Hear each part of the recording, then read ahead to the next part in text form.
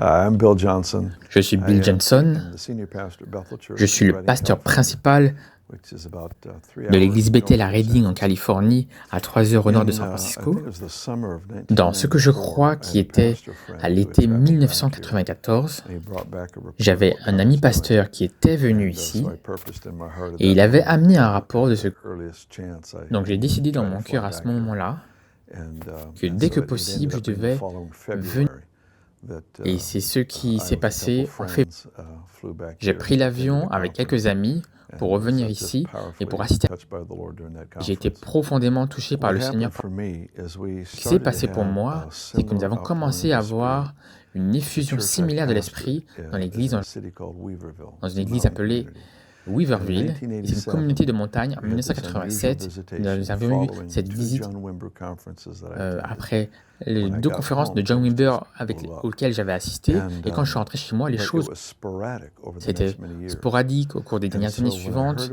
Et quand j'ai entendu parler de ce qui se passait à Toronto, j'ai demandé au Seigneur, et j'ai dit: Seigneur, si tu me touches à nouveau, je ne changerai jamais le sujet. Parce que j'ai réalisé que ce que j'ai fait, c'est que j'ai suivi le mouvement de Dieu et j'ai simplement fait ce que Dieu voulait que je fasse. Donc j'ai fait cette promesse au Seigneur et quand je suis arrivé à Toronto, le Seigneur m'a vraiment impacté. J'ai reçu des prières à chaque occasion. Je pense qu'on a prié pour moi 5 fois la première nuit. Vous savez, je me suis mis dans toutes les files d'attente que je pouvais et j'ai reçu un énorme sentiment de la présence de Dieu. Et je n'ai jamais eu de rencontre dramatique. Simplement, c'était quelques mois plus tard. Mais je savais que je venais de recevoir allait changer le reste de ma vie. Mais quand je suis rentré chez moi, j'ai commencé à ce moment-là à ne plus jamais changer le sujet, à faire de l'effusion de l'esprit, de ce que Dieu était en train de faire sur la terre, la seule chose pour laquelle je vivais. Et tout s'est enflammé ici. Et tout ce qui se passait, ce feu, vous savez, de la passion. Je ne suis pas venu en tant qu'un pasteur épuisé. J'avais entendu des témoignages, des histoires de quelqu'un qui est venu ici. Ils étaient juste, vous saviez, ils étaient juste à bout de nerfs. Je n'étais pas dans cet endroit. Nous étions en très bonne situation. Mais je suis venu affamé parce qu'il y avait, vous saviez, tellement plus. Quand je suis entré dans la pièce, j'ai réalisé que c'était cela. C'est cela. Je donne le reste de ma vie à cela. Et c'est vraiment là où le Seigneur a ravivé, qu'il a déposé en nous, plutôt en 1987. Et ensuite, il a simplement pris un autre niveau. Chaque semaine, à partir de cette date de février 1995, chaque semaine depuis lors, sans exception, c'est ce pourquoi nous vivons. C'est ce que nous recherchons. Nous ne cherchons pas simplement les manifestations, ce genre de choses. Nous nous intéressons simplement à la présence du Seigneur. Nous apprenons à accueillir cette présence. Nous apprenons à prendre des risques. Nous apprenons à voir ce que Jésus a vécu et modélisé, à faire en sorte que cela soit démontré dans l'Église. Nous avons été sur un chemin véritable pour apprendre à accueillir cette présence.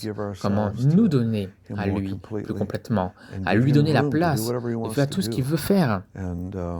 Et c'est devenu, vous savez, un véritable style de vie pour nous. Donc après ces 13 années, cela a vraiment changé la façon de vivre. Et ce qui est cool pour nous, c'est que nous avons vu maintenant, avec cet élan initial de l'esprit, qu'il y a une culture qui se forme.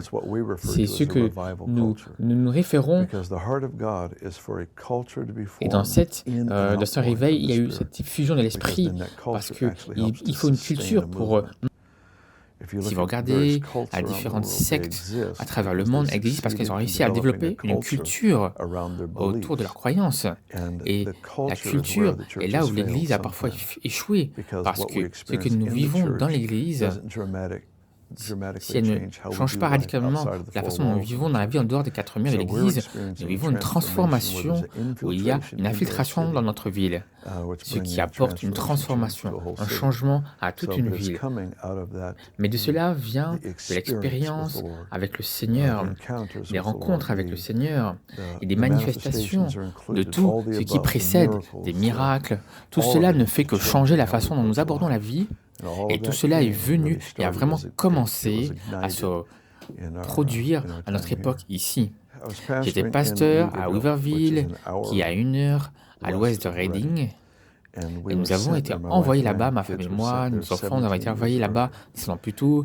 Et quand je suis arrivé à Toronto et que cette effusion a eu un impact dramatique sur notre vie, quand je suis revenu à l'église, j'ai commencé à enseigner chaque semaine sur ce sujet. Et l'église l'a reçu avec les bras ouverts. Il y avait quelques personnes qui ne l'ont pas fait, mais c'était vraiment l'exception et non la règle. Car j'étais là depuis 16 ans. Ils avaient commencé à me faire confiance en tant que leur chef, en tant que leur pasteur. Alors nous faisions ce voyage dans cette effusion. Nous les ont accompagnés. Et cela a eu un impact énorme sur l'Église, l'impact sur la ville. L'église mère où je suis aujourd'hui a vu à ce moment-là ce qui se passait. Il n'y avait plus de pasteur et ils nous ont demandé de redescendre. Et leur seul désir était pour le réveil. Et c'était leur seule motivation pour nous demander, parce qu'ils sont venus dans les montagnes où nous vivons, ils nous ont visités, ils ont vu ce que Dieu faisait, ils nous ont dit que nous devions nous en occuper. Donc les dirigeants nous ont soutenus à 100%. Cette décision, ils nous ont demandé de venir maintenant, de laisser l'église pour aller à l'église mère. Et lorsque nous sommes venus, je leur ai dit, écoutez, je suis né pour le réveil, c'est pourquoi je vis. Et si vous ne voulez pas cela, vous ne voulez pas de moi, parce que ce n'est pas négociable. Et ce fut une réponse incroyable de notre part pour venir. Et l'un des premiers dimanches où nous étions là, les gens étaient fatigués parce qu'ils étaient sans pasteur depuis 8 mois. Ils auraient été vraiment émotionnels, spirituellement bas. Et c'était une saison épuisante pour eux. Alors j'ai invité toute l'Église à venir à l'avant de l'Église et j'ai demandé au Saint-Esprit de venir avec puissance et il l'a fait. Il est tombé sur une femme. La puissance de Dieu, j'ai eu des centaines de personnes tout le long devant le sanctuaire et c'est une église assez grande. Et quelques milliers de personnes, certains disent peut-être 2800 personnes. Donc j'ai invité le Saint-Esprit à venir avec puissance et j'ai eu une dame et ma femme et nous nous sommes regardés, nous avons levé le pouce, nous y sommes allés, nous l'avons vu et c'est imparable. Maintenant nous ne pouvons plus l'arrêter. Parce que nous avons été poussés par le fait que la puissance de Dieu est venue. Nous savions que cela n'est pas stoppable. Peu importe ce que quiconque fait, donc nous avons commencé simplement à semer dans cela, en semant dans cela, dans l'enseignement, en donnant l'opportunité pour les gens d'être touchés par Dieu, par la puissance, par la présence du Seigneur. Et une guérison n'avait pas éclaté au tout début, c'était juste une transformation des vies individuelles en interne. Et donc, cela a commencé à se propager comme une traînée de poudre. Les miracles ont commencé à fuir, et les miracles ont commencé à éclater. Cela est devenu normal, et les miracles se produisirent toutes les semaines. Et maintenant, c'est devenu quotidien. Et dans les lieux publics, peu importe où ils se trouvent, il y a simplement chaque jour une occasion pour des miracles extraordinaires. Et tout cela a commencé avec ce genre de percée, où les gens ont dit, écoutez, nous voulons plus que cela. Et beaucoup ont payé un prix énorme pour suivre le Seigneur dans cette effusion. Mais c'est un peu gênant de parler du prix, à cause de ce que vous obtenez en retour. Vous savez, c'est échanger quelque chose, une très grande valeur, de la dignité. Vous savez que les applaudissements de l'homme échangeant ces choses contre la faveur du ciel ne sont pas grand-chose en comparaison. Nous avons donc été très reconnaissants pour ce que nous avons vu Dieu faire maintenant. Les miracles sont devenus réels et je veux me concentrer dans cela. Nous sommes disposés à vivre dans l'Évangile sans miracle. Ce n'est pas un problème du côté de Dieu. Nous ne sommes pas disposés à vivre cette vie sans rechercher la percer de la puissance de Dieu pour changer les vies intérieures, les guérisons, ainsi que les aspects physiques, mentaux et émotionnels. Je viens de recevoir un autre rapport il y a quelques minutes, notre cas de cancer qui a été guéri, et nous battons pour une zone sans cancer. Nous croyons vraiment que nous pouvons faire pression dans ce domaine et de voir une percée dans une église ou dans une ville où le cancer ne peut pas exister. Et c'est l'environnement céleste que nous avons ici, à Toronto et dans divers endroits à travers le pays qui ont vraiment répondu à la présence. Et c'est indéniable. Vous pouvez simplement le faire. Nous ne nous contenterons pas de la routine, ce que nous avons fait. Nous avons dit que nous n'allions pas nous contenter de la routine. C'est une démonstration démonstration que Christ vit en nous, que Christ est ressuscité, que Christ a transmis à l'Église, doit affronter le royaume de l'impossibilité. C'est ainsi que nous vivons. C'est vraiment une affaire importante pour nous d'affronter les choses que les gens ont dit être impossibles. Je crois que Dieu recherche 4 groupes de personnes pour les congrégations, pour les individus, pour les familles qui sont prêts à se donner, à accueillir la présence du Seigneur. Ce n'est pas un miracle pour que je puisse mettre ma coche sur ma Bible, ce n'est pas même le nombre d'âmes qui doivent être sauvées, donc afin que je puisse impressionner les gens avec des histoires, c'est littéralement le Seigneur qui trouverait un lieu de repos, qui trouverait un endroit pour se reposer, où sa présence pourrait reposer sur un groupe de personnes. Ma conviction est que le Seigneur nous donnera la mesure de sa présence, que nous sommes prêts à garder jalousement. C'est tout ce que je fais et ce pourquoi je suis prêt à payer un prix afin que la présence de Dieu puisse demeurer. Et c'est pour cela, c'est dans cette mesure-là que je continuerai à vivre et à transmettre à ma communauté ce dont je crois et ce que Dieu fait. C'est qu'il y aura des lieux géographiques qui seront littéralement des centres de la présence du Seigneur. Nous avons déjà cela qui se produit dans une certaine mesure en ce moment, où les gens vont entrer dans un bâtiment, entrer dans une atmosphère sans prière, sans que rien ne se passe. Il y aura une délivrance, il y aura une conversion, il y aura une sorte de rencontre avec le Seigneur. Ce n'est pas dû à un bon serment, ni à un moment d'adoration extraordinaire, ni à la prière de la foi, mais simplement à la présence permanente. Et nous l'avons déjà, un miracle extraordinaire, du cancer à la bipolarité, jusqu'à tout simplement quelque chose d'incroyable, des fractures de coups guéris. Et un dimanche, pendant le culte, pendant que nous avons donné de la place à la présence du Seigneur, j'ai l'impression que ce que le Seigneur fait, qu'il y a des lieux qui sont marqués en ce moment même, où il y a des personnes qui sont marquées comme un peuple de sa présence. Et ce qui va se passer, c'est qu'il y aura des manifestations inhabituelles, des croissances dans sa gloire. Car ce que Dieu est sur le point de faire concerne la gloire. Il s'agit de la gloire. La gloire n'est pas une question de nombre de personnes qui viennent ou qui sont touchées ou d'églises implantées. Ces choses sont énormes et importantes. Il ne s'agit pas du nombre de cas de cancer guéris. C'est très important toutefois. Il ne s'agit pas du nombre de personnes sans abrésie que nous nourrissons, même si on l'aime vraiment et on s'y donne. Il y a des questions d'héberger la présence, où la gloire de Dieu imprègne une région. La gloire imprègne réellement les gens. Le poids de la présence de Dieu entre réellement et repose sur un peuple jusqu'à ce qu'il y ait un impact dans l'empreinte digitale de Dieu, sur une ville ou sur une nation. Et c'est ce que nous cherchons actuellement, en ce moment même. Et ce que le Seigneur fait en ce moment.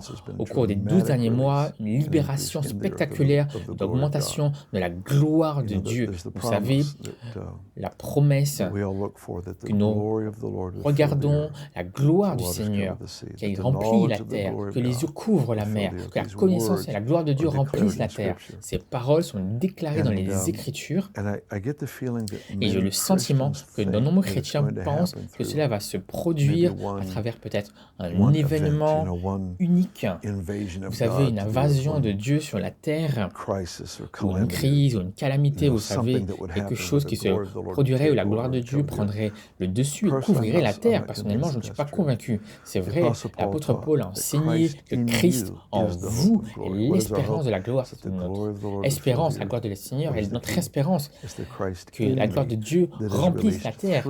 Mais Christ en moi est libéré à travers moi. À chaque fois que vous priez pour les malades, que quelqu'un est guéri, la gloire est manifestée, vous ne pouvez pas vous séparer de la puissance de la gloire dans le royaume. C'est pourquoi vous voyez toujours sont mentionnés dans le même souffle, dans le même livre de l'Apocalypse. Et donc, ce qui se passe dans Jean 2, par exemple, lorsque l'eau a été transformée en vin, je pense que c'est au verset 9 ou 11, il est dit que, et ces signes que Jésus a fait, à manifester sa gloire. Donc ce qui se passe, c'est que lorsque nous exerçons notre ministère et que les gens sont délivrés ou libérés ou sauvés ou guéris, le miracle a lieu, la puissance de Dieu est libérée dans la vie et il y a une libération de la gloire dans l'atmosphère. Et la façon dont je le vois personnellement, c'est que les gens comme vous et moi sont équipés pour affronter le royaume des ténèbres, pour faire les œuvres que Jésus a faites. Il est dit que mon Père m'a envoyé et je vous envoie. Et il est dit que je suis venu pour détruire les œuvres du malin. Donc, ma mission est assez simple, c'est assez simple. Je vois les œuvres du diable, ma mission est de réparer cela. Ma mission est de l'inverser. Et encore une fois, à chaque fois que nous prions, ce miracle se produit, la gloire est libérée. Et c'est ce que je vois se produire en ce moment. Il y a une augmentation spectaculaire de la présence du Seigneur. Et je pense que le Seigneur veut susciter une génération de personnes qui apprendront à vivre de la présence de Dieu, opposé à simplement vivre selon les principes de Dieu. C'est une grande affaire, parce qu'il y a des principes qui sont là, c'est le succès, mais avec la présence, il n'y a pas d'échec. Et c'est ce que nous cherchons. Nous cherchons une compagnie de personnes qui porteront simplement la présence. Parce qu'alors nous aurons un impact sur chaque pièce dans laquelle nous entrerons. Nous aurons un impact sur chaque groupe auquel nous parlerons. Parce que nos paroles deviennent esprit, comme Jésus l'a enseigné dans Jean 6.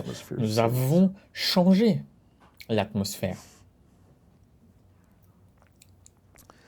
Quand il a mis l'esprit de Christ ressuscité en nous, quand il l'a mis en moi, il s'attendait à ce que je conquière quelque chose. Il s'attendait à ce que je porte du fruit, du royaume de l'impossibilité de la vie. Parce que c'est ce qui démontre la résurrection, le pouvoir, la résurrection de la mort à la vie, quelque chose qui a changé. Je ne peux non plus me satisfaire des choses qui sont humainement possibles comme nous le faisons. Nous nourrissons les pauvres, nous collectons de l'argent pour les missions, nous construisons des bâtiments, nous faisons toutes les choses qui sont humainement possibles, mais ne constituent pas le point culminant de notre célébration. Le point culminant de notre célébration, c'est l'enfant dans l'utérus qui est prononcé, guéri avant même sa naissance, la résurrection qui a lieu entre les morts. Ce sont ces moments forts, le cancer qui disparaît, les oreilles des sourds qui s'ouvrent, les bipolaires qui sont soudainement guéris, les schizophrènes qui n'est plus nombreux, schizophrènes, ce sont des choses qui nous touchent. Et ceci, nous portons, que je porte, que nous portons. Je suis endetté. Je dois porter des fruits à Dieu. Vous savez, Jésus a maudit le figuier une fois parce qu'il ne portait pas de fruits, hors de saison. J'ai entendu des gens dire, eh bien, Jésus avait un mauvais jour. Vous savez, il a juste maudit le figuier parce qu'il était de mauvaise humeur. Non, il est le seul qui avait le droit d'attendre des fruits impossibles. Et porter des fruits hors saison. Dieu essaie de supprimer nos excuses des saisons. Parce qu'il y a des gens qui vivent dans un royaume céleste, dans des gens terrestres. Et au royaume céleste, les arbres portent 12 mois de l'année du fruit.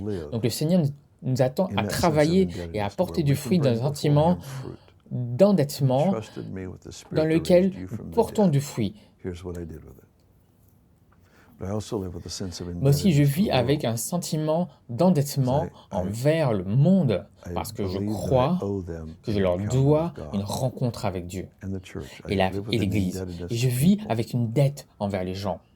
Je leur dois une rencontre avec Dieu dans le monde, d'une manière la plus certaine d'être utilisé par Dieu pour amener les autres à une rencontre divine et d'être rempli de l'Esprit. De voir le Saint-Esprit en chacun d'entre nous, mais il ne repose pas sur nous tous. Alors je veux apprendre à accueillir la présence, afin qu'il puisse reposer sur moi. Jésus a dit, le Saint-Esprit est venu sur lui, sous la forme d'une colombe, et est resté. Alors comment pouvez-vous vous déplacer dans une pièce si vous avez une colombe sur votre épaule? Vous marchez comme si vous aviez une colombe à l'esprit. Chaque mouvement que vous faites, c'est avec lui à l'esprit. Parce que vous ne voulez pas, dans le naturel, vous ne vouliez pas que cette colombe s'envole de cette façon. La force de ce verset, c'était que l'Esprit de Dieu est venu sous la forme d'une colombe. Et cela est resté. C'est le but de mon cœur, d'apprendre à vivre cette manière, à accueillir la présence du Seigneur, de manière à amener les autres avec les mots, avec la prière, avec le toucher, avec des décrets, afin que je puisse libérer la réalité de la présence de Dieu sur la vie des gens et les amener à une rencontre divine. Cela a toujours été à propos de lui, ce n'est pas à propos de nous, d'être remplis de Dieu. Maintenant, il y a ce grand verset qui parle de Gédéon. La plupart de nos traductions disent oh, l'Esprit du Seigneur est venu sur Gédéon. Mais l'hébreu, en réalité, dit l'Esprit du Seigneur a revêtu Gédéon. C'est bizarre. Il a mis Gédéon comme dans un gant. C'est pour cela que nous vivons, pour que Dieu nous mette comme dans un gant et nous laisse porter sa présence dans le monde. C'est ça la passion. Et cela, honnêtement, en 14 années que j'ai pu vivre ici, après être arrivé après l'épidémie, c'est pour moi un point culminant de célébration incroyable. Et c'est cette compagnie de personnes, John et Carol, Steve et Sandra, toute l'équipe.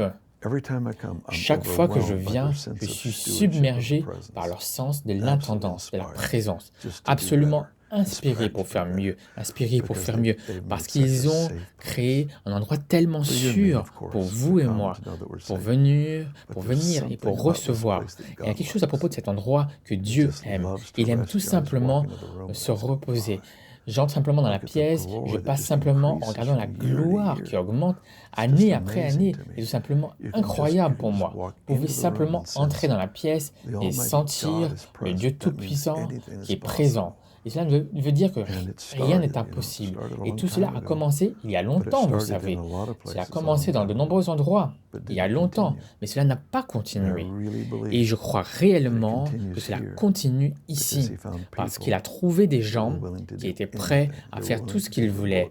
Ils étaient prêts à prendre une balle pour la présence. Ils étaient prêts à tout faire pour maintenir ce sentiment, pour accueillir la gloire de Dieu. Et c'est ce qui m'excite le plus dans toute ma vie.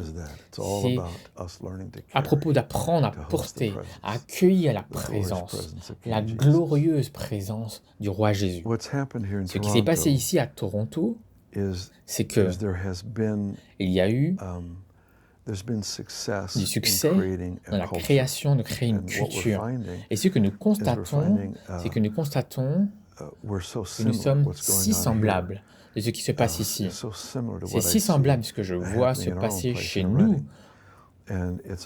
Et cela est incroyable de pouvoir nous associer pour voir un spectre aussi large de ministères qui touche les pauvres, qui touche le monde des affaires, qui touche les jeunes, les vieux.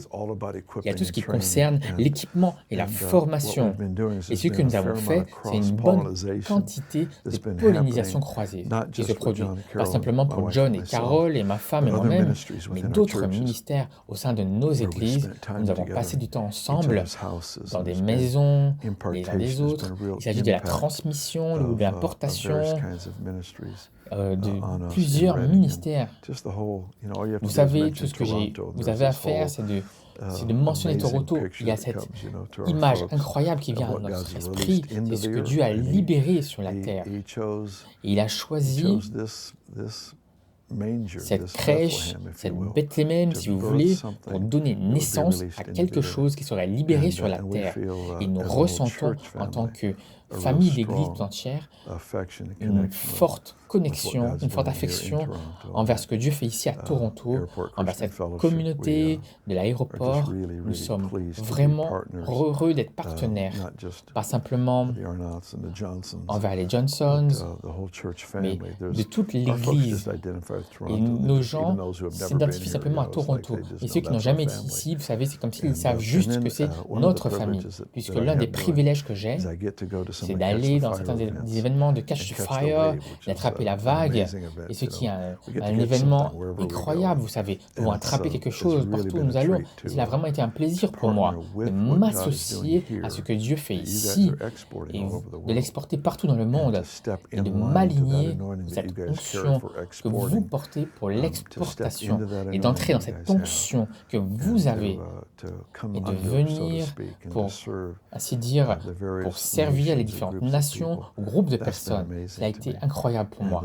J'essaye toujours, quand je reçois une invitation à Catch the Fire, d'essayer toujours de donner la priorité à cela, si c'est possible, parce que j'aime juste simplement faire partie de ce qui se passe ici et de ce qui se passe à partir d'ici. Donc, j'ai une très grande appréciation, une grande reconnaissance, une grande affection pour Toronto, pour la communauté de l'aéroport Catch the Fire et pour tout le reste et pour les millions d'autres choses que vous faites. Et nous vous aimons comme une grande famille. Nous sommes heureux de pouvoir le faire et de participer. Merci pour cela.